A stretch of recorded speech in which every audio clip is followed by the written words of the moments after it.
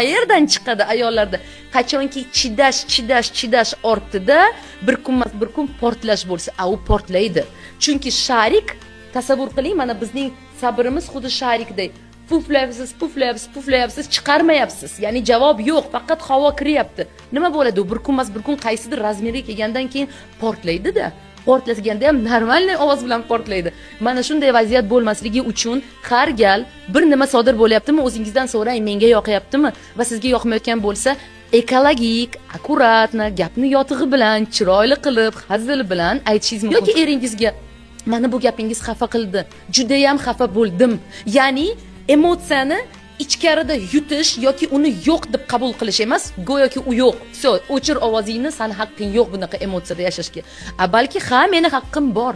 Xafa bo'lishga, jahlim chiqishiga haqqim bor, lekin bu ekologik bo'lishi kerak. Ya'ni birovning ustidan bosib o'tish hisobida bo'lmasligi kerak, qizlar.